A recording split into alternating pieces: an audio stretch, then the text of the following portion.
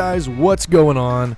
Bobby here, and welcome back to a brand new episode of the ATA Network podcast. And we have a very special episode for you today. No new guests, nothing really crazy going on. We're actually going back and doing a podcast episode that I teased early on. We did on episode 3 talk about the Skip Barber race series that I competed in 2021, just last year. And I mentioned that I wanted to kind of explain how I got to that point with Skip Barber. It actually started way back in 2019. To pretty much abbreviate what we're going to talk about today, I met them at the St. Louis Auto Show, got a chance to win a race school, went and did a race school, got a chance to win another one, went back and did more schools with them. And then we ended up actually getting a partnership lined up where I went and did some schools, shot some videos, had my cinematographer best friend, Mr. Matt Zagaitis, joined me along for some of those journeys, and it eventually evolved into what it is today, where I am the marketing manager for Skip Barber, working full-time for him, and got the chance to do the race series. So we're going to talk about kind of all of that and all the fun behind-the-scenes experiences. I know most of the people probably listening to this actually went and watched most of those videos that happened, so it'll be kind of cool to go back and connect the dots and be able to explain some of the behind-the-scenes stories, because we have some funny ones kind of lined up here in our notes. So without further ado, though, I want to welcome for the third time Mr. Three-Timer over here to the ATA Network podcast, Matt Zagaitis. Welcome to the show, my friend. Thank you very much. Yes, crazy but not new. It's good to be back, Bobby, and thanks for having me. Yeah, no, the lineup that we have for discussion today, that aside from your Formula Series racing, this is the bread and butter of what got you to there. Not just your amazing talent, but your ability to get through all these schools. So I'm really excited to be talking about this with you and sharing our experiences there. Take it away, my man. I don't want to say I skim, but I will kind of explain a lot of the early stuff with Skip Barber, because you joined in a little bit later. You joined in when we did the 3-day school at Circuit of the Americas back in 2020. Mm-hmm. And so I kind of want to briskly go through that intro bit with Skip Barber and kind of get us to that COTA school, that 3-day formula school. So when I first met Skip Barber, I was actually going to the St. Louis Auto Show, and I've been going to the St. Louis Auto Show for a couple of years prior to this. The St. Louis Auto Show is super cool. You go look at some brand new cars, and the Gateway Kartplex actually hosted a couple times an indoor karting track where the St. Louis Rams used to play inside that America Center Dome. So that was pretty damn fun. It was, dude. That was such a fun time. And that was actually my first time working for Kartplex one year, was actually working the St. Louis Auto Show. That's when Keith finally caved in and said, I guess I'll give you a job here. But anyways, one of the other cool things about going to the auto show, and I think this is true with pretty much any auto show across the country, is a lot of vendors bring in racing simulators. And obviously I have, like most of you listening probably, have a at-home simulator, a steering wheel and pedals mounted to your desk. You play iRacing or whatever your favorite racing video game is. And although you have that at home, it's still something appealing about going off and doing every single simulator that you can find at the auto show. And Skip Barber Racing School was there with a simulator, and they were doing iRacing. It was the Skippy 2000 car at Gateway Road Course. So it was a car that I was familiar with before, had raced the Skippy a lot actually. And it was a track that I was familiar with. Obviously, it's the home track at Gateway, so of course I've run many laps around that track in anticipation for hopefully one day getting to do laps around the track in real life. And so I went, it was actually, I believe, Friday. It was the first day of the show. I mean, it was actually a Thursday through Sunday show, but not many people went on Thursday. And I went on that first day, and I went, and you basically do 2 or 3 laps. I think it's like a 5-minute countdown. And the kicker is you would win if you got in the top 3 a Skip Barber racing school. First place got a 3-day school, second place and third place got 1-day school. So I was like, that was kind of a secondary thing in my mind. I didn't think that I would get a chance to kind of be in the top 3, but sure enough, I go around on that Friday and I put down a time that's good enough to put me in either first or second. I don't remember which it was, but then it kind of gave me a reason to return to the auto show the following 2 days just to make sure that I could keep that spot in the top 3. Somebody ended up knocking me down, and I ended up going back and getting myself in the top 3. And, it's not going to the auto show for one day is pretty cool. It's pretty inexpensive, but you're going for 3 days in a row. You're paying for parking. You're paying for your ticket in. I was pretty committed now at this point to getting a Skip Barber school. And I would have locked down the first place time if I didn't open up my mouth to my friend Scott McClendon Jr., which you know him very well, Matt, and I know there's probably a lot of other people listening that know Scott well as well. And he actually is really, really good on the simulator. He's, as far as the people that I'm really close friends with from the karting world, he's probably one of the best simulator racers out there. And he jumped in that simulator and he ran a time that was like 2 or 3 tenths faster than me. And he actually ended up winning the 3-day school. And I finished second and was kind of downgraded to that 1-day school. I was still happy for it. And, you can't be too bummed when the guy that wins it is, your best friend, right? And so Scott got to do a school, and he actually did his 3-day school in the Mustangs at Gateway, which was the original plan. Everybody would get a school to go do it at Gateway. And I'm sitting on mine, and I'm waiting for the day to come where I want to book it. And I'm on Facebook or Instagram one day, and Skip Barber posts a thing that says, "We are going to Indianapolis for the first time. No one's had a racing school on the hallowed grounds of the Indianapolis Motor Speedway." And I'm like, my attention goes from 0 to 100, and I'm like, this is what I want to do. How do I get it done? And so I give Skip Barber Racing School a call. I ended up getting on the line with Chris, one of the awesome salespeople that, if you go and book your school with Skip Barber, you'll probably end up talking to Chris. He's such a nice guy, so cool, and he actually had to deal with me pestering him weeks and weeks and weeks about, hey, I'm a young, talented kart racer. I have a YouTube channel. Is there a way that we can work out a deal where, if I make a video, can I get that slight upgrade? Because it did cost more to do a Formula car one day over the Mustang one day, and it did cost more to do it at Indianapolis than at Gateway. If you think about track rental fees, obviously it's going to cost more money to rent out Indianapolis than it is to rent Gateway. So the cost was a little bit more, and, being the broke college kart racer, I didn't want to pay that extra $1,000 or however much it was. And so I kept pestering Chris, and I think it probably got up to higher management, and they're like, okay, listen, we'll do this for you. Okay.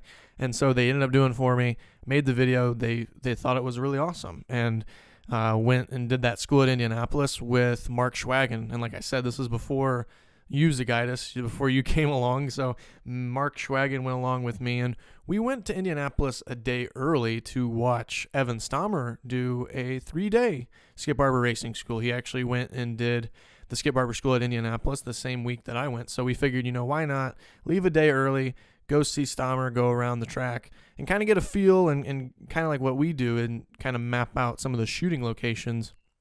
So that way, once it comes to producing a video, we can kind of have a good roadmap of how we want to produce this video. And so me and Schwagen show up to the track, and we're walking around the pit lane, and this is one of the cool stories that not many people know about that trip that I always like telling people, is we're walking down the pit lane, and we stop at the Art of Bricks, and I look down, and there's a Bob Evans sugar packet that is split in half. And I know that sounds really weird, like where's this story going? But the cool thing is the sugar packet was split in half, and both halves were still sitting on the bricks. It was actually a little bit windier that day. This was back in, I want to say it was like November or so. It was in a cooler month, so it was windy out, and I just thought it was kind of weird that this sugar packet was sitting there split open. And I don't know if it was me or Schwagen that discovered it, but it was split perfectly where one half said Bob and one half said Evans. And if you really, the kicker there is obviously I'm there, Evan Stammer's there. It says Evans, which is Evan S, and it says Bobby. So I just thought that was such a weird omen. Like, we're both here trying to go to the next level in racing, try to, keep climbing that racing ladder, and you've got this omen of our names laying down right there on the Yard of Bricks in the form of a Bob Evans sugar packet. And that kind of... Well, I mean, the place is magical, so that does make sense to me. Yeah, somebody was writing the code that day or trying to produce a movie for me and just stage that for me. Maybe when I get Schwagen on the show, which I know everyone's excited for that, maybe he'll tell me that he actually staged it. I don't know. But that was just, it set the tone for the rest of the weekend. It was like, okay, we belong here. There was something really just special about that. So we watched Evan go around that day, and it was really fun. And then I got the chance that following day to get behind the wheel for the 1-day school. And I tell you what, it was literally the time of my life. Up to that point, it was the coolest thing I had ever done. just period. Just the feeling of that open wheel, having the wind hit the visor of your helmet, getting sucked into the back of the seat, that little bump that you hit when you go over the yard of bricks, you look to your right and you see the pagoda. Just that feeling, that experience is unlike any other. And it doesn't matter really where you do the school at. Indianapolis is such a special place. This is kind of a little side plug for Skip Barber, but even if it's just New Jersey, Lime Rock, Sebring, there's a lot of legendary tracks that they go to, and whether you are wanting to go to the next level in motorsports, or you're just looking for a really fun experience, this school is definitely the way to go. It's just such a fun time. So we went to Indianapolis, had that awesome experience, and then fast forward to the Ignite series in 2019. So we were already a couple races into the series by this point. We're actually wrapping it up, and Skip Barber Racing School sponsored the Gateway Carplex, sponsored the Ignite series and the Super Comp series, to where the top three in, I believe it was Ignite Senior and Ignite Heavy and Super Comp Senior, got the chance to go do a Skip Barber school. And it was the kind of same podium format where the winner got a 3-day school, second and third place got 1-day schools. And so I finished third in 2019 and was able to kind of get another credit to go to the Skip Barber school. And along with that credit, I also got a $200 credit through their online e-series. If you went and actually qualified for it, they just said, thanks for coming and trying to, qualify for our series. Here's a $200 bonus when you want to do it in real life. So I pretty much gathered all of that up. And at the end of 2020, and I couldn't have done it without the thanks of some pretty awesome financial backers to be able to kind of help foot the rest of the costs. But I used both of those scholarships, if you will, those coupons. I was able to go and do a 3-day school at Circuit of the Americas. So you want to talk about another awesome venue to go do a school at?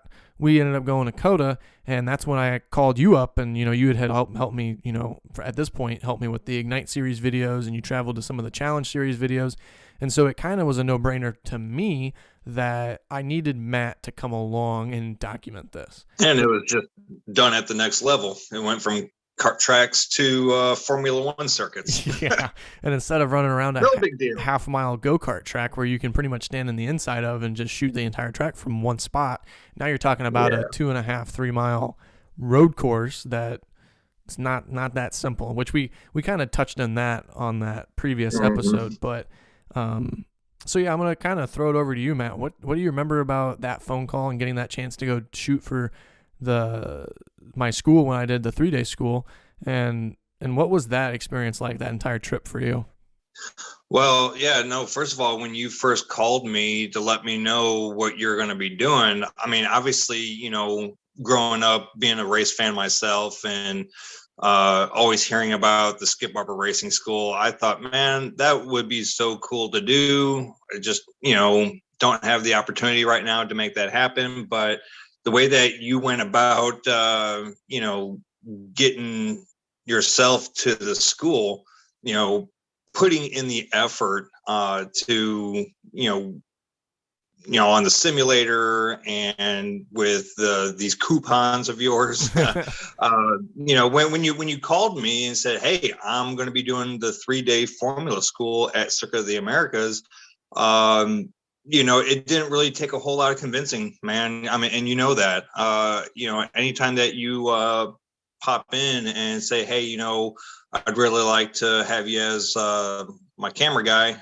it doesn't take a whole lot of convincing, because, your journey to this point or up to that point has been just absolutely phenomenal, remarkable, and, it's great content, not just for video, but just for your racing resume. So, the way I saw this was an opportunity for you to continue to build your resume. I'm where I'm meant to be in life. I still think that your journey is continuing. Obviously, one, because you're young, but two, because the school that Skip Barber, that's the next step for you, and it was a very logical step. There have been many professional race car drivers, both NASCAR, IndyCar, sports car, Formula One, and other racing series out there that have gone through the Skip Barber Racing School, And so I knew that you were going to be going to the Yale or the Harvard of, you know, racing schools. So of course I was going to go on board. And so while I don't really remember the actual conversation, you know, in and of itself, because, you know, it was just another phone call, my friend asking a friend for help. So, but the trip specifically, if you want to get into that, that was cool. You know, everything that was building up to it, you know, we're making plans. You know, we obviously started talking about, I'm like, okay, well, obviously, you know, COTA is much bigger than the Carplex, much bigger than Whiteland or TNT, you know, any of the regional circuits, you know, close to us. So I'm like, we're going to have to make out a game plan here of how we're going to shoot this, when we're going to shoot it, what's the schedule like, you know, so many more things that we had to consider. Luckily, we had enough time to do that on the way down because it was like a 12-hour freaking road trip. So, and, you know, as we'll eventually get into later, we've made that road trip a handful of times. But once we got down there, man, it's such a cool facility. I mean, Austin, Texas in and of itself is a beautiful city. And I definitely enjoyed driving through Dallas and through Austin. But once you get to COTA, you know you got there because the tower there, the observation tower, and then you see, you know, once you get into the actual infield, you see turn one, you know, that, you know, incredible uphill climb to the 90-degree left-hander. I'm like, man, this is a beautiful facility. I'm like, I'm so glad to be here. And then just the Skip Barber staff, they were so welcoming, knowing that I was going to be hanging around. I was going to be, you know, vlogging, you know, your class time. And, you know, safety was always on the forefront. So they made sure that I had all the, you know, gear that I needed and the access to what I needed. And they were open to some of my ideas of where I wanted to shoot. So, you know, oftentimes I would, you know, hitch a ride with one of the instructors, you know, where they were going to be observing you guys and girls. And it was just a remarkable experience. And even though it was in December, man, it was beautiful to get down there and to get back into the racing environment and, you know, watch you, you know, take your first steps towards a greater calling and a new step in your journey. So, you know, I can kick it over to you. You could tell me what it was like throwing on the suit and slipping into the Formula 4 for the first time. I mean, because up until that point, you know, yeah, you did the Indy one-day school, you did the simulators and things like this, but now you're starting to expand your horizons beyond just a one-off school. This is now you're getting a real education. So what was that like for you, being able to get seated, you know, fitted for your car and get your suit and start really taking some serious instruction from, you know, some notable professionals? The one-day school is just long enough to where by the end of it, you're really kind of hitting your stride and starting to feel comfortable in the car. So, you know, by the time you get the diploma at the end of a one day, it's like, well, wait, I can do more. And so doing the 3-day school is really where you get a chance to, I don't want to say prove yourself because you don't really do that in the school setting, but you actually get a chance to really, you know, feel the car out a little bit more and really truly understand what's going on.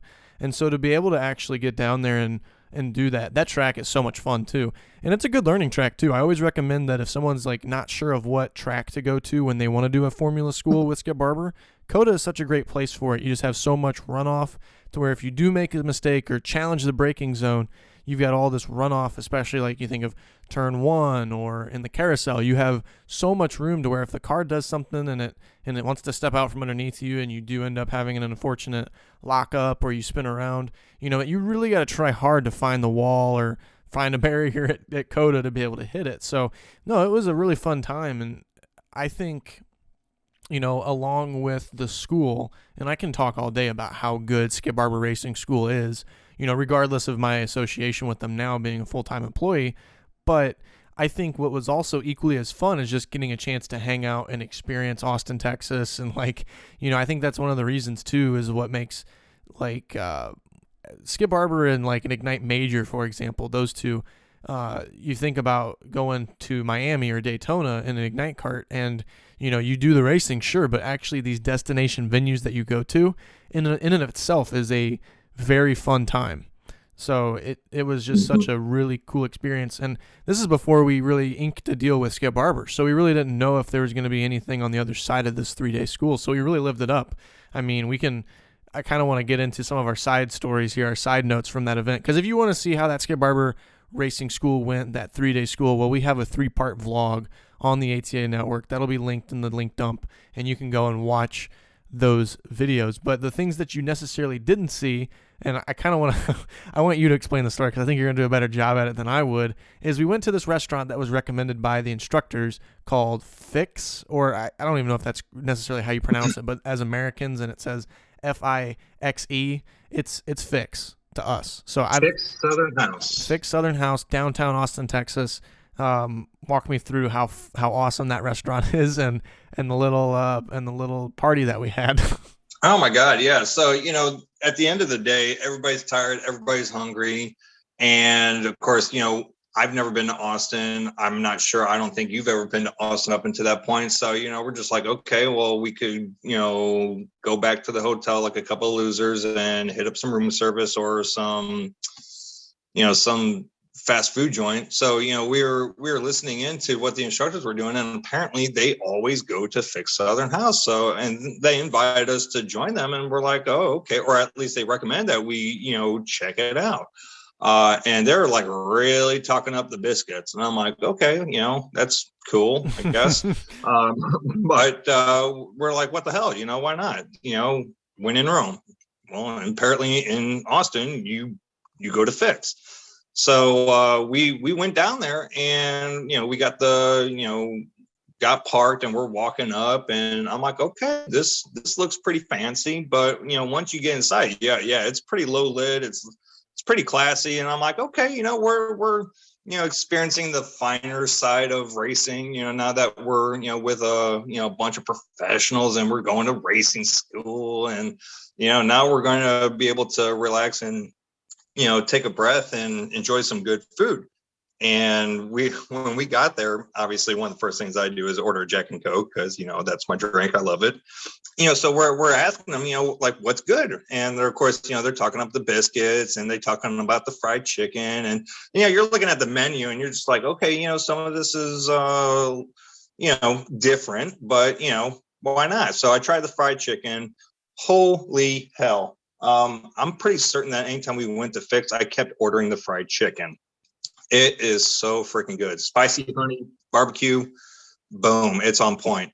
But yeah, it's a good place. And, of course, we're getting appetizers, and of course, you get the French fries, and, they bring you a little bit of dipping sauce, and I couldn't even tell you what the names of it. I'm looking at the menu right now, and I'm trying to find what these damn sauces are. I know, like, one was like, corn remoulade. Yeah, remoulade. Something weird, but I'm just like, just bring out all the sauces. I'm like, this stuff is so damn good. I'm like, bring out all the sauces. And so, the waitress, brings out all the sauces. And of course, you and I, we're killing it all. I mean, it's so damn good. But by the time we come back there for the second time, I don't think we necessarily got the same waitress as, the first, but, one of the first things that we're you and I are looking at each other like, okay, what are we going to do? Like, sauce party. And of course, we asked the waitress to bring out all the sauces again. And of course, we're like, hey, we're going to have a sauce party. Can you just bring out everything? And she's just like, what? I'm like, bring it all out. And of course, at this point, I'm probably 2 or 3 in, and I'm just like, you guys need to, this is so damn good that, it's not on the menu. I'm like, I think you guys need to add this as a menu item and just call it the damn sauce party and bring them all out. So naturally, we killed it before, I got my fried chicken and everything like that. But Yeah, anytime Austin comes up, anytime Coda comes up, you and I, we're always talking about Fix. It'll change your life, people. If you're ever in Austin, obviously go to 6th Street, check out the bats at the bridge, but do yourself a favor, swing by 5th Avenue or 5th Street and check out Fix Southern House, because it'll change your life. That's all I'm going to leave it. I'm a foodie. Obviously, I'm in heavy class, so I love my food. Of course, now I'm enjoying a little bit more keto than anything, so I can make weight and all that. But Fix Southern House, it'll change your life. Check it out. Yeah, no, I wish we were sponsored by them, and I will give them free advertising. I can say ditto to all of that. And while you enjoyed the fried chicken, I had the pork chops, and the pork chops there are also equally fantastic. It was almost life-changing, I would say. Emotional. We were talking about that before the show, is how emotional I get sometimes. And I probably cried in that moment. Yeah, you probably did. But I remember the original phrasing of Sauce Party. I don't remember which one of us said it, but we had all these sauces out, and I don't remember if it was me or you, but somebody said it's a sauce party now, and the waitress was like about to walk away, and she's like, "Did he just say sauce party?" And yes, there it is. Yeah, that was like the original coining of Sauce Party. And after that, man, I think Fix is good. There's probably other restaurants in Austin that can size up to it, but just the memory of Sauce Party in itself will make Fix a place that is a must-stop shop when you go to Austin, Texas, for us at least. Absolutely. And then I believe it was like on that last day, after the 3-day school, or maybe it was after the second day, we actually visited Coda Karting. It wasn't my first time there. I'd been there with Ignite Karting, because they did a one-off race, an Ignite Major at Circuit of the Americas, when they had their private karting scene going on. But we decided to go out and do rental karts, which is like their main thing. And unfortunately, I think I had a bad cart, or at least that's my excuse that I'm sticking with. And you were able to outperform me. What did you think of that track there at Coda Karting? It's a lot different than what we have here at Gateway Kartplex. It really is. It's a lot different, and it does have some similarities in where it has, at least, what I believe to be like a heavy braking technical zone, kind of like on the back half as you kind of climb uphill and make your way back around to the back half. But that obviously, as one does, a karting driver's got to go check out a go-kart track, in this particular case, it's painted similarly to the F1 circuit. Mm-hmm. And, of course, we got to get over there. So, we don't care that it's December and it's, the sun has gone down and it's colder than hell out, hell's frozen over. It's fine. No big deal. We're going to go do it. So, we did it, and, you strap in, and, we're firing away, and lo and behold, some days, the 2020 iDrive runner-up bested an Ignite champion, and I reveled in that moment. I took a capture of it. I threw up on the socials. I'm like, take that, Bobby Krug. And then he follows it up with a total ass smack of a performance the next round out. I'm like, okay, that was short-lived. But hey, for that moment, I knew I had what it took in order to get to Ignite. Yeah, but it's cool.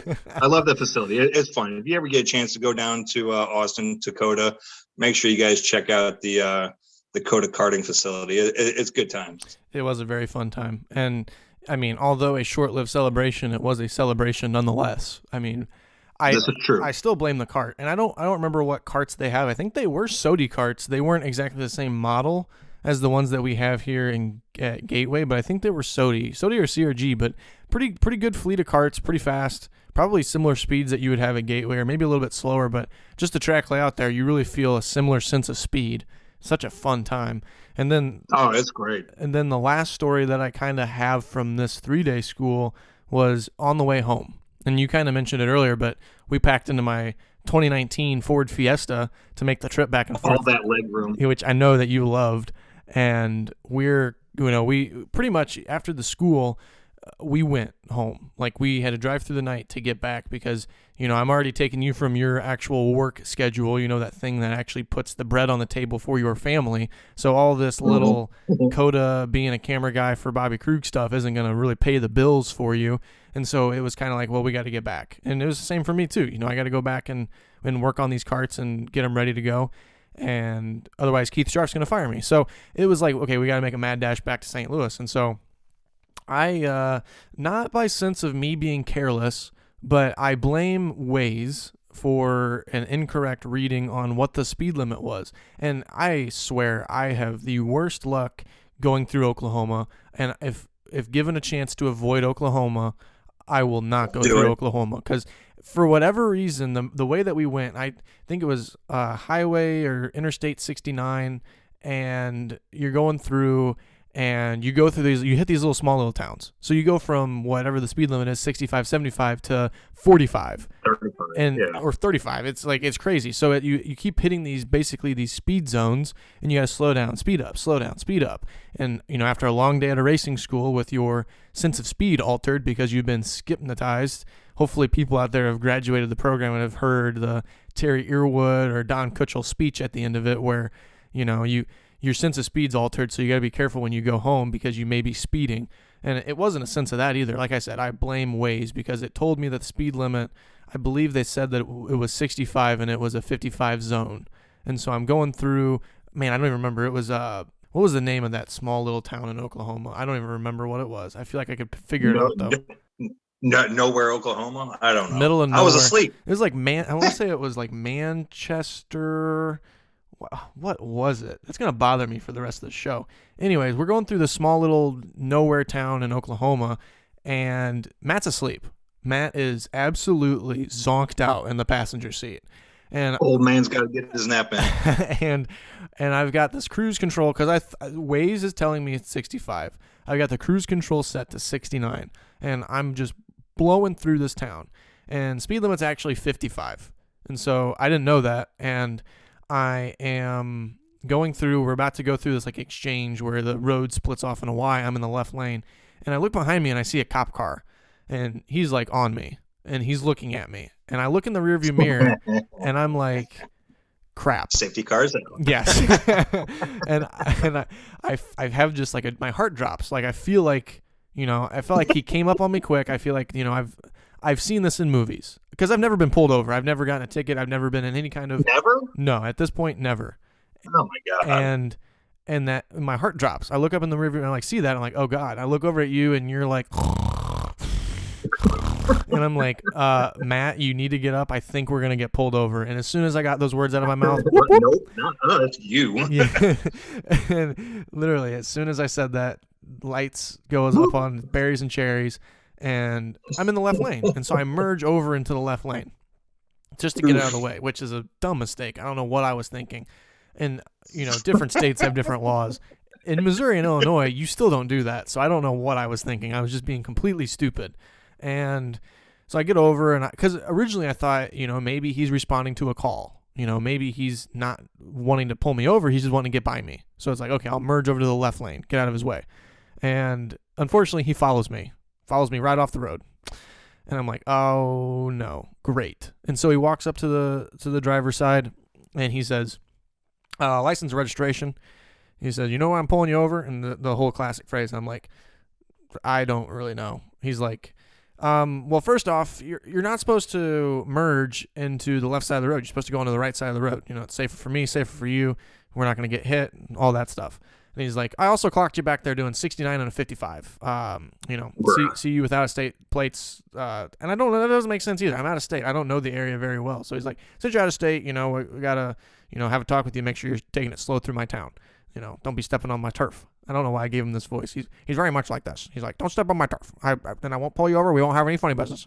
So he takes my stuff and he goes to his car, and and I'm talking with you, and I'm like, okay, I'm telling you my life story, right? And for me, my dad used to be a cop. I've got this law enforcement gene, and I'm feeling it in my soul that this guy's not gonna give me a ticket. I'm a young kid. I've never got a citation before, and you're sitting in the passenger seat like laughing at me like, nah, fam, he's gonna make an example out of you. Sure enough, he comes back. I told you not to get pulled over, bro. and he comes back with the book. Actually, let me go back. He asked me where I'm coming from and where I'm going. And it's like, well, I was just at a racetrack because I'm a race car driver or something, and I'm on my way back home. I did a school. So he's after all that, he goes to the car, writes me a citation, right? He's like, okay, comes back to the car. He's like, you were doing 69, I'll drop to 65. And it's not, 3 points on your record. It's now 1 point on your record. And instead of a $250 fine, it's a $100 fine or whatever it was, right? Mm-hmm. And he's like, I just wrote you a written warning for the merge thing because you're just a young, stupid kid. You don't know any better. And he's like, keep the speeding to the racetrack. And then he walked away, gave me the receipt, walked away. And this is currently, as this podcast is being recorded, the one and only ticket I've ever gotten and the one and only time I've ever been pulled over. And the best part about that whole story is the fact that when I looked down at the ticket, because he took down my phone number and he took down a lot of the information from my driver's license, right? So they got to put it in their database so they know where to send all the stuff to, all the paperwork, and make sure that, if I don't show up in court or pay off the fine or whatever, they can come find me. And It says that my employer on my first ever ticket, it says self-race car driver. So my employer on this ticket is race car driver. So that was super cool. Did you keep the ticket? Did you put it in a frame next to your shelf of trophies? It is not framed. I don't know where it is. I should still have it somewhere, but I would hope I haven't lost it, but it should be framed just because it says that I'm a race car driver. You did pay the ticket though, right? Oh, ticket's paid. We're all good. Everything's cleared. Okay, I'm good with the state of Oklahoma. Just making sure that you're not, on the lam from the law. Yeah, no, I do not have any warrants out for me as I know of.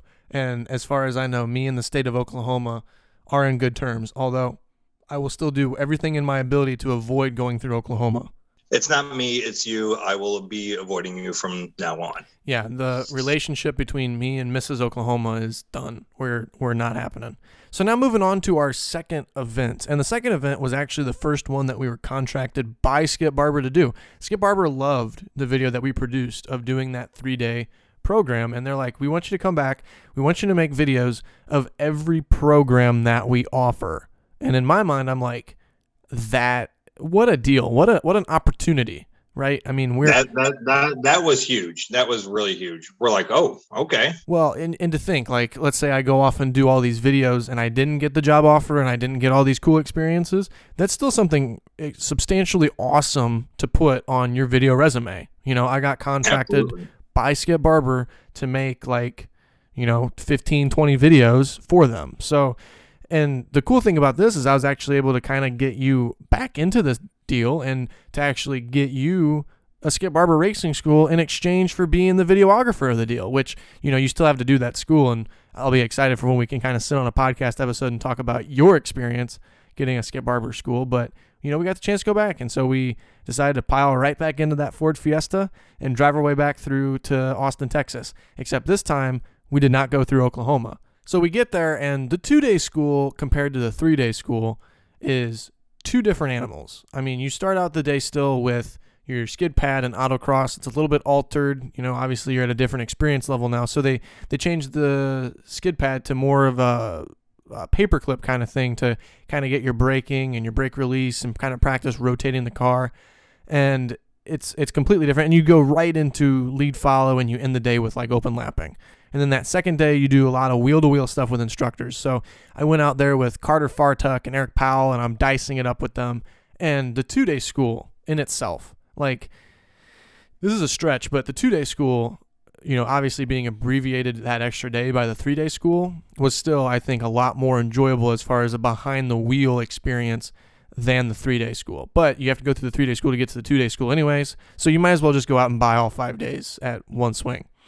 So the unfortunate thing about the 2-day school, I don't know if you remember this, but I had a severe migraine on that second day.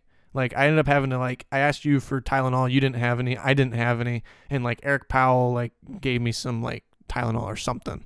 And I don't want to say my day was ruined because of that, but it definitely hindered my confidence behind the wheel because I wasn't at full focus, full potential. What do you remember about that 2-day school compared to that original experience that we had at the 3-day school? Well, I knew that, just by the very nature of the title of the class, that, it was going to be advanced. There's going to be, new things thrown at the students and at you, and, new exercises or modified exercises. And I wanted to make sure that from a cinematographer's perspective, I wanted to make sure that we captured as much as we could. So obviously, yet again, another huge shout out to GoPro and all their fun little mounts that they can that they created. I particularly, the open wheel stuff is cool.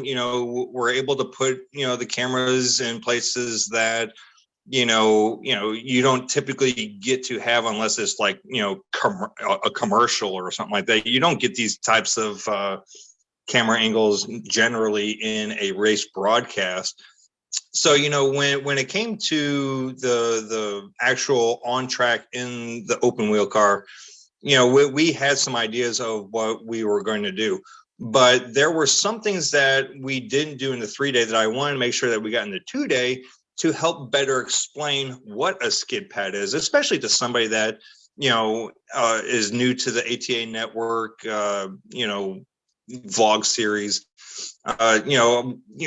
You can explain it all day, but until you actually see it, you're not really going to understand, what you might be alluding to. So when it came to like the skid pad, I wanted to make sure that, hey, we got Little Antler, which is our nickname for our suction cup mount for the GoPro.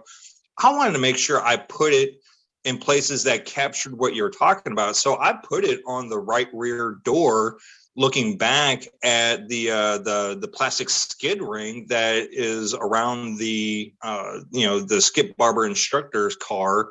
That shows you, what happens to the tire when you hit the brakes and it creates a slide. And then, of course, I also wanted to capture, a perspective on top of the hood of the car or on top of the roof of the car to show what happens to the attitude of the car when you skid, going into a slide, correcting, oversteer, understeer, things like that.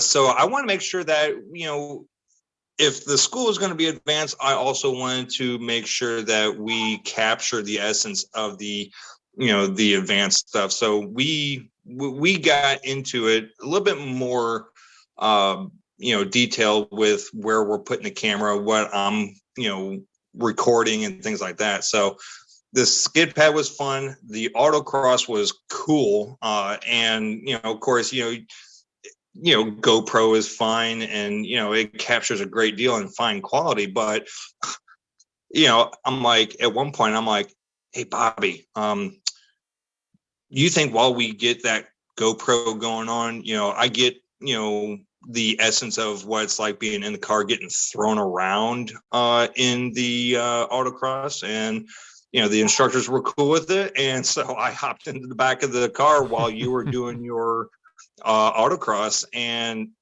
man, I mean, unless you are strapped into the front seat, there's a lot of weight distribution, let's just say, at the back of the car. So, I wanted to get as many unique angles as possible when it came to the advanced school, and, going back and forth between the skid pad, the autocross, the track, the classroom, the garage, the, pit road and all that. I wish I could multiply myself so I could be everywhere that I wanted to be, but I tried to do that in as many, memory cards and as many batteries as it took. The video that was created from that 2-day school compared to the content that was shot at the 3-day school. And the other thing that we had, the GoPro, like you said, that was I think one of the biggest assets from that event. And just the different camera angles and like putting it almost like right on the ground and having that really cool angle that's facing towards me, looking in the cockpit, kind of like that F1 driver, like looking back at the driver cam. Like there were so many different cool angles. And then also I invested in a gimbal, and we had some pretty smooth shots. In the 3-day school, you're going around and you're doing a lot of handheld stuff. And for handheld footage, you're actually one of the more smoother videographers that I've seen. And it's a lot more difficult to really shoot the cars and stay steady with them with a tripod. And so the gimbal was also a really big asset too that made those videos turn out real nice, crisp, and clean. Oh, it really was. Absolutely. Yeah, and the other cool thing about that school that it comes to mind now is, we're talking early 2021, and it's right before the NASCAR Cup Series, Xfinity Series, Truck Series are there for, their first ever time at Circuit of the Americas. And I actually had Chandler Smith was with me in my program. And it's also cool to note that Skip Barber did a lot of private coaching with, I would say, most of the NASCAR Cup Series drivers. I mean, they had Kyle Busch, Bubba Wallace, Michael McDowell, Anthony Alfredo. That's just naming a few. Ryan Newman. They had just so many different people that are, they went to Skip Barber to learn, and they are literally some of the top drivers in the top level of NASCAR. So if that kind of says anything to the prestige of what the Skip Barber Racing School can do, and with all the time that they've had at COTA, I mean, Circuit of the Americas has been one of the schools that Skip Barber have been going to now for a pretty decent amount of time. And so to kind of have that trust from these teams, these NASCAR Cup Series teams, to throw people at Skip Barber to learn the track. And some of that was also just because Skip Barber had so much schooling going on at COTA that if you really wanted to find track time at COTA, you had to go to Skip Barber. So, and that's also another thing too. You can only do so much simulator time. You got to find a way to actually get boots on the ground at the facility to learn the track that you're about to race at. So at this point, we've pretty much milked COTA for everything that we could. I mean, we did 5 days there. We've had, I don't know how many different servings of fixed chicken and pork chops, and it was time to switch it up a little bit. So we went from COTA to Road Atlanta for a Mustang school. So I actually got a chance to drive something with fenders. That was a really cool experience, and it rained on us there, and I'm driving this Mustang through the rain, and that track, Road Atlanta, I compare it to Mid-Ohio in the way that we described it in that previous podcast. It's a roller coaster. You're going up and down, and it's man-made, and it's just such a badass classic racetrack. If you're looking at a school, well, it embraces. Sorry for interrupting, but it embraces the landscape. Oh, yeah. Instead of plowing it out and just putting a plotted course in there, it really uses the local landscape to its advantage. To making it such a dynamic sports car track. Yeah, it's a really fun track. Skip Barber, that's one of their main tracks for the Mustang school. And kind of like what I was saying is, if you're thinking about trying to find a place to do a Mustang school with Skip Barber, I give a huge recommend to Road Atlanta. Not as much runoff as you would have at COTA, but as far as a track to really experience the elevation change and what that does to how you adjust your driving style and finding compression in corners as the elevation change increases, it's such a great track for that. And to be able to experience that firsthand, and not only did I get to race the Mustang GT, but that first day I got to experience the Stage 3 750 horsepower Roush Mustang. And those things in itself, they're a beast of a car. It's such a fun car to drive. Matt, what do you remember about going there and shooting at Road Atlanta?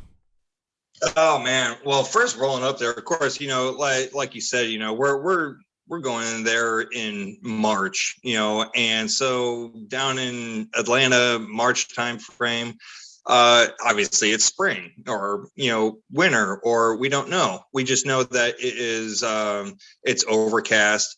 It's extremely foggy. Got some threat of rain. It's a little bit it's pretty cold. So rolling up into this, you're just like, damn, I've heard about Road Atlanta so much. So again, I'm looking at this from a photography, perspective, obviously. So, rolling up to Road Atlanta, it's foggy, it's wooded, it's rolling hills, grass, white picket fences. It is such a photogenic, facility. So going into it, I'm like, okay, yep. Well, there's the Michelin Man on the side of the corporate suites where the classroom is going to be. And, I just get myself in the mindset. I'm like, okay, man, this is the stage and we're here to rock and roll. So let's see what we can do. And, while, you're shooting, or I should say, while you're in class and I'm shooting, just little clips of, the instructors doing their thing, and you looking like an apt pupil and not like a sleepy driver. I'm looking around the map, I'm looking around the facility, looking for sight lines of where I can shoot. And of course, we're just new facility, haven't been here before, and just learn where we can go. And so once we had an opportunity to take a break, or in between, instructor sessions, we're walking around the facility and we're looking, I'm like, oh, this would be a great place right up on top of the hill, as you're coming through the S's of like 3, 4, 5, and 6, before you do that sharp left hand going up the hill. Man, there's so many places you can shoot from. So I was like a kid in a candy store, and I'm like, let's go. So, once we, started, the session or whatever like that, I'm, taking the car, or, going to all these different places, and I'm getting such fantastic footage. And then it rains, and I'm like, of course it's going to rain on me, but that presents a whole new dynamic that we hadn't gotten up until that point, because in karting, unless you're in the challenge series, you're not running in the rain or in the wet. So in this particular case, I'm like, from a cinematographer's aspect, I'm like, let's go. I'm like, I want to get into the back of the pace car. I want to slap cars here, there. The Fords, obviously, they have the wiper blades, they have the headlights. So I'm like, this is like Hollywood car chase stuff. So let's see what I can do. So one of my, more memorable experiences from Road Atlanta was getting into the pace car. Of course, you have, the infamous Mike Stillwagon as the pace car driver, and he doesn't screw around. And, you never been in a pace car under race conditions per se.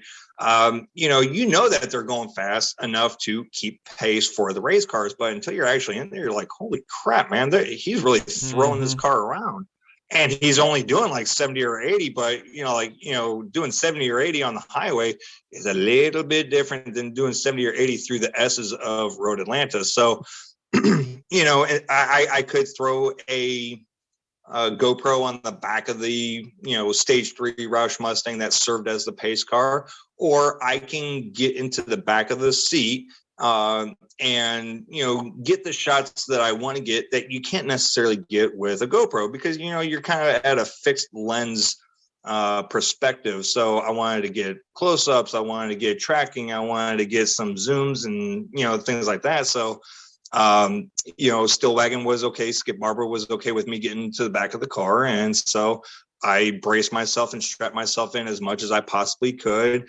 As a 6 foot, 220 pound person does in the back of a Roush Stage 3 that more or less has no real back seat to it. So I kind of just braced myself, and it just ended up turning into some really amazing footage. And I'm so glad to have seen that footage make the cut in that vlog episode.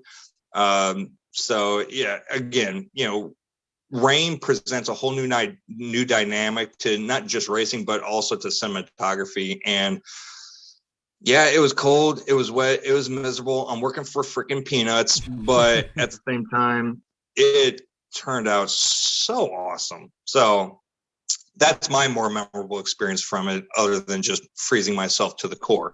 And it took me a really long time, because after we got done with that, it just got really busy. I mean, we ended up going and doing the Skip Barber race series, and that whole story is kind of what came next.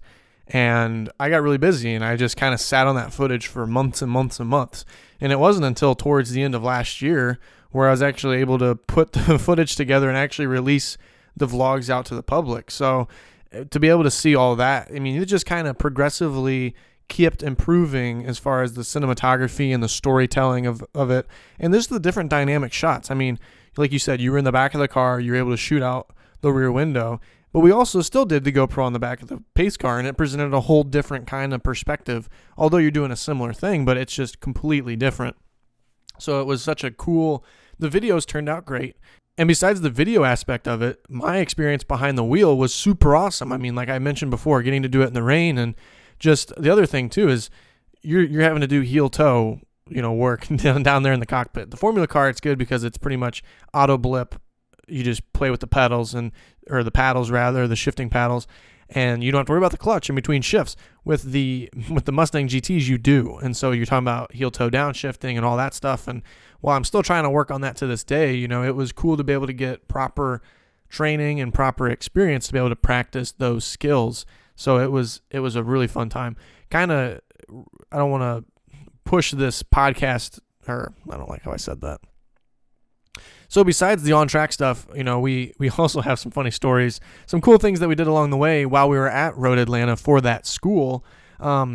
Before we got to Road Atlanta, we went through Dawsonville, Georgia. And if you're a racing fan, you know what Dawsonville is known for, and that's Awesome Bill from Dawsonville, and obviously one of the newer Cup Series champions, Mr. Chase Elliott. So we went to the Chase Elliott Museum there downtown, and we went to the infamous Dawsonville pool room where they rang that siren when those Elliott boys decide to claim a victory in the Cup Series. So we actually ended up having lunch there that day. Wow, that was so cool. Just all the that place has some history just on the walls. Yeah, that's a cool place. I was gonna say just the history of that place, and we talk about Indianapolis. It has a personality, and you feel the spirit in that place.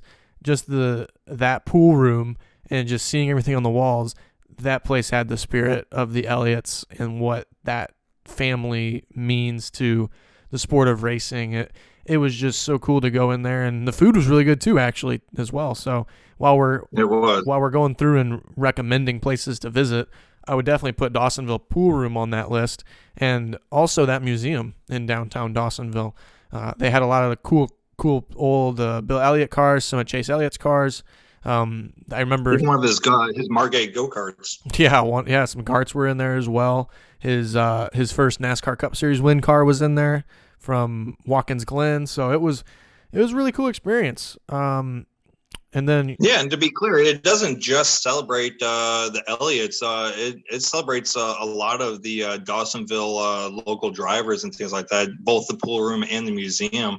So, yeah, it's just you're stepping into their world for but a moment and celebrating that in and of itself, other than just the real good down-home Georgian food there. So, yeah, some really fun places to visit. Highly recommend. And then after that, we ended up doing some more go-kart racing. We went to a place called Lanier Raceplex. So it's Lanier Raceway, Lanier Speedway, which was, infamously known as an asphalt short track. And they kind of converted it over to a go-kart track. That track was fun. That was really fun. I go back and not too long ago, I actually watched the video from that place and just watched how me and you diced it up throughout there. What do you remember of that track? Oh, well, it was, we when we were on our way down, we were actually trying to get tickets to go to AMP, the Atlanta Motorsports Park, where they also have a equally awesome karting facility there. It's also featured in KartCraft, the PC sim on Steam. Mm-hmm. So, if you're a karting guy or you're, karting girl or a racer, just in general, you know what AMP is. But if you're a little bit more historical in nature, you know what Lanier is. And it's right across the street from Road Atlanta. So it wasn't hard to miss. You're like, oh, hey, Bobby, that's a go-kart track. And I was like, you have your helmet, I've got mine, I've got our gloves. I was like, let's go. So, yeah, going into this, it looks just like your typical, regional dirt track. But of course, this particular one, it's been, it's a concrete short track. But it's got the catch fences, has the grandstands in there, and even the infield itself is all concrete. And they have a go-kart track made up of the plastic the plastic barriers, that you have at a lot of karting facilities. And so they plotted out a racetrack. I'm like, well, this is cool. And one of the things that I learned from the staff there is that they oftentimes, like every few weeks, they change up the layout. Mm-hmm. They have league racing there. So I think that's kind of cool that, one particular driver who might be dominating a particular layout is not going to dominate in every single layout.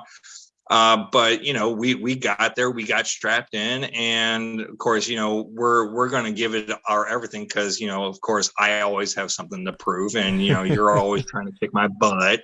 But we get out there and we're dicing it up, like you said. Of course, there's a couple of other guys there that of course, we find ourselves like, okay, these guys might be regulars, they're fast, we're keeping up, and now we're gonna dice it with you. So it was fun. There was some pretty sketchy areas as you kind of get towards the front stretch there, towards the end of your lap. But man, that was fun. If you're ever in the area, swing by Lanier Raceplex, and who knows what layout you're going to get. But in our particular case, we got there towards the end of the day.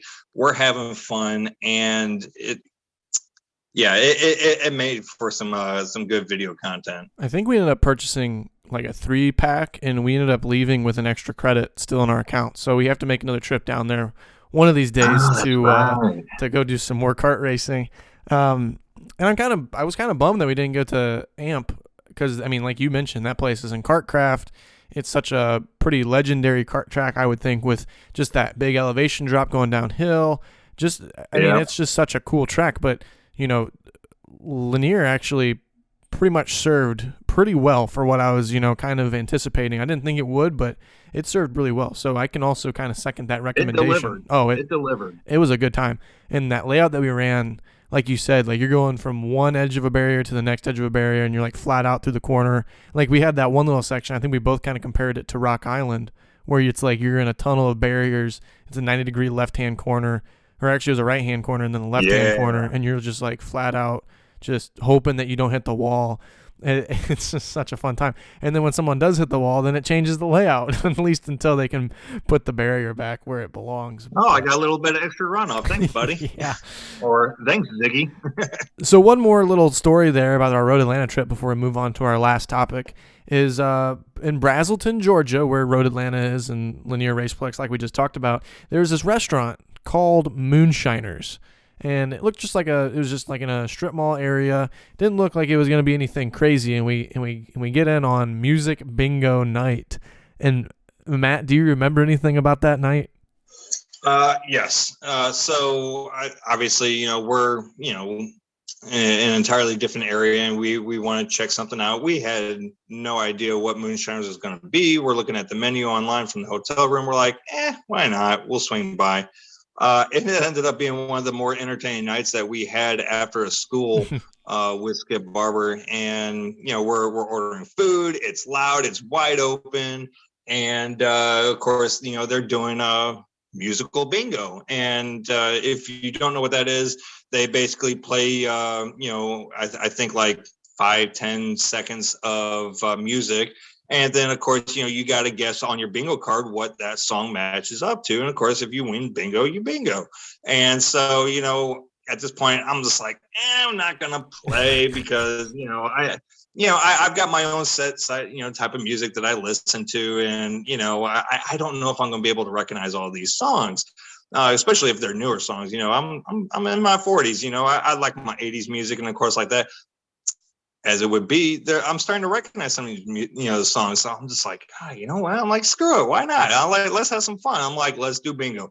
Obviously, again, I have like 2 or 3 in me. So I'm just like, let's go, let's do this. So, we get the cards and we're going through, and I think we get through a couple of games, and this next one that we're playing, I'm actually doing pretty stinking good. I'm like, oh, here we go. And, where I'm crossing them off, I'm getting these songs right. And, of course, there was one instance where I thought I had one. I run up there and they're like, no, you didn't get it. I'm like, oh, damn it. So I go back. And at this point, I was destined to win. I'm like, I knew I just had one more to go.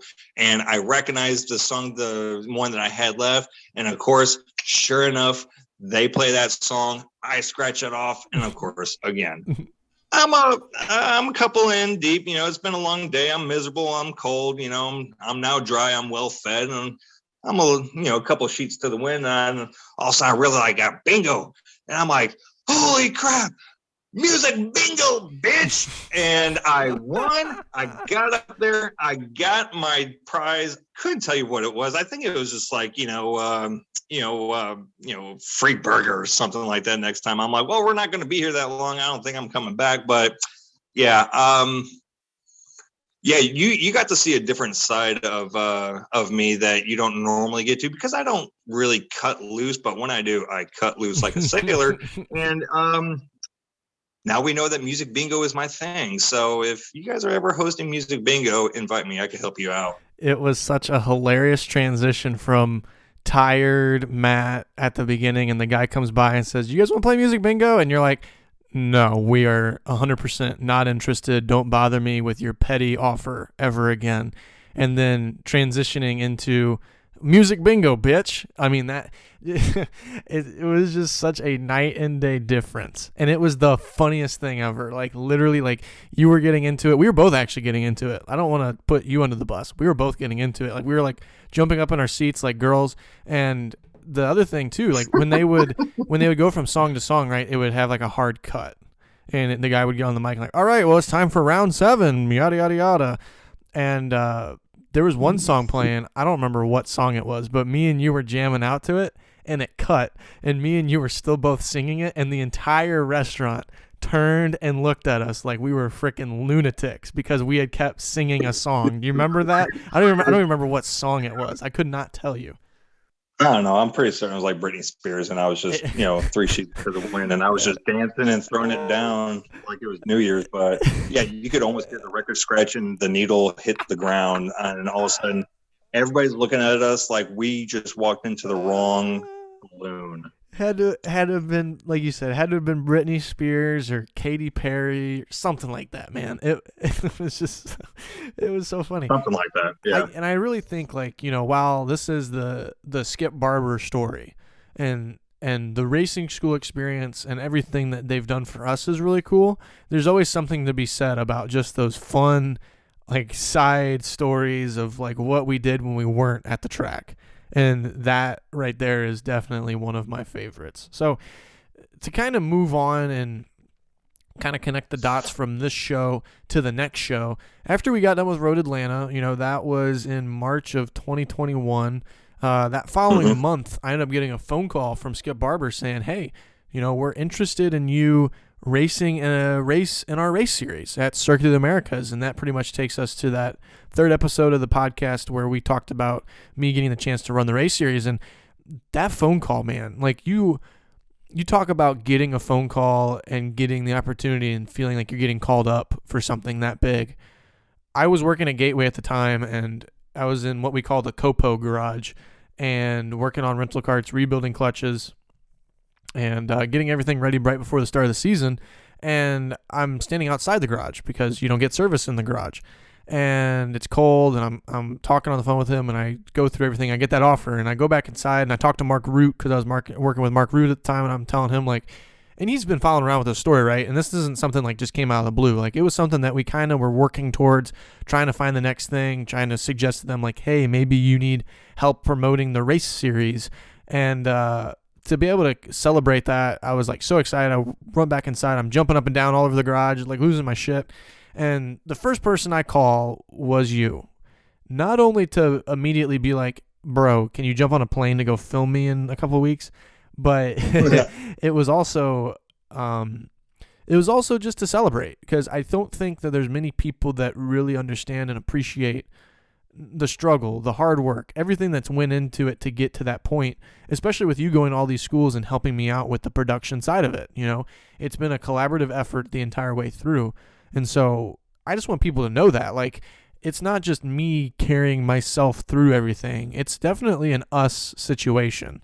Like, there would have been no video content if you weren't there shooting it. And without that video content, there would have been no offer to go race the race series. So to kind of conclude it, I'll leave you with this kind of question, the statement. What do you remember about getting that phone call? What did you feel as, a collaborative teammate in this project and, a friend of mine? What was that like to be able to experience and share in that excitement and that happiness of, a feeling of we made it kind of thing? Well, and I appreciate you including me in this, but I mean, it really comes down to your ability to apply what you're being taught, and of course, you're getting all the seat time. So I wasn't surprised that you got that offer because again, when you're in the classes, you were setting a really good pace, and it just seemed like it was inevitable that at some point you're going to get that call and you're going to be able to continue to demonstrate your abilities very well. So, again, I wasn't surprised that you got that call, but as I alluded to in the previous episode when we were talking about this in greater detail, there's just a swelling of pride and happiness for you that yes, I saw a lot of myself in you when we first met, and I think that's kind of what connected the dots to the budding friendship and all that.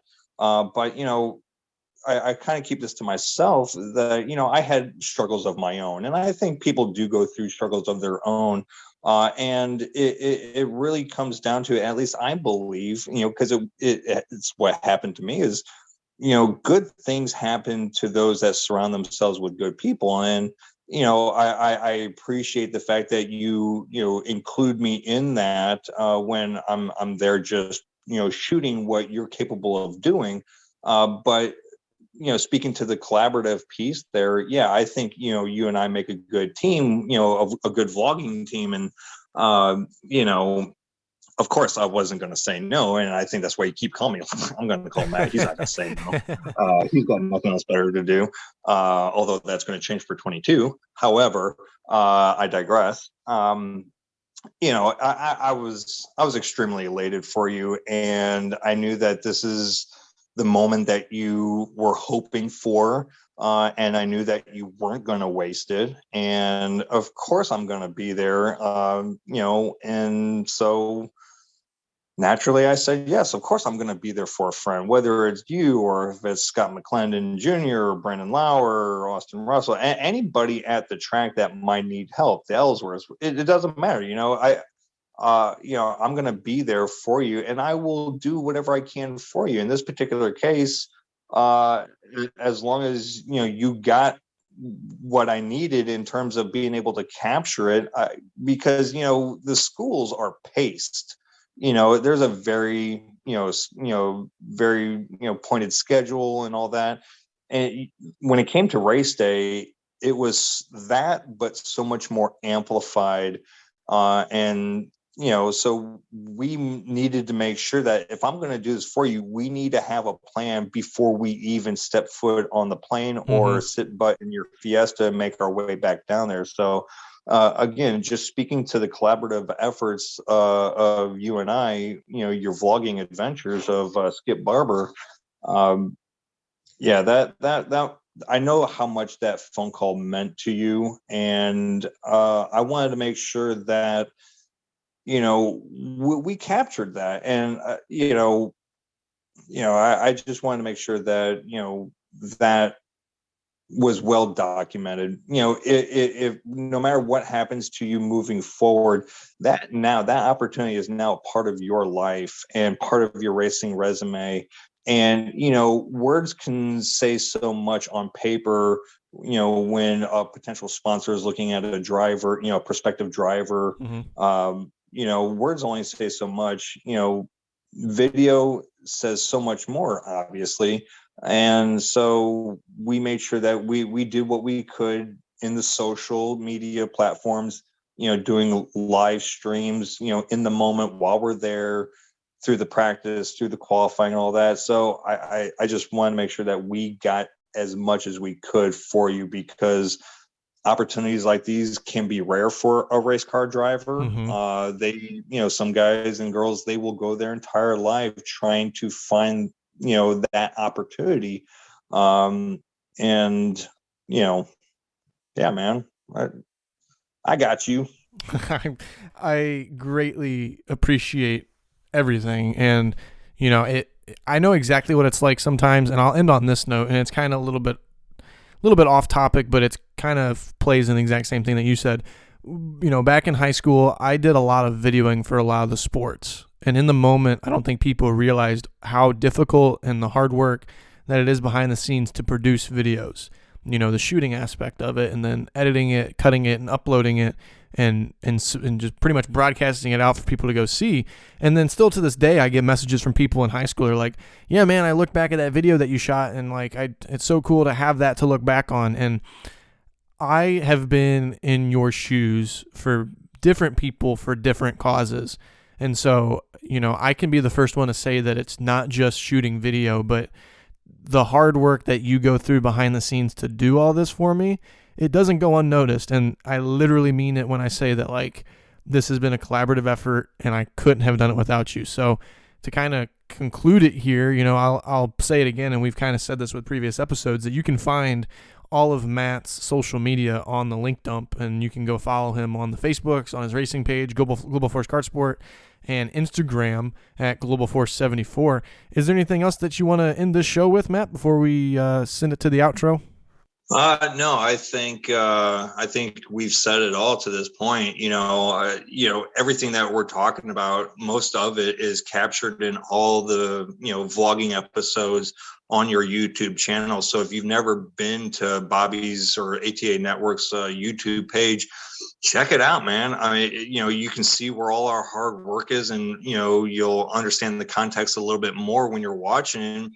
I know that I go back and I watch those episodes, and just the level of effort that we put in, it's been fun. And I continue to hope and pray that these types of opportunities start coming your way.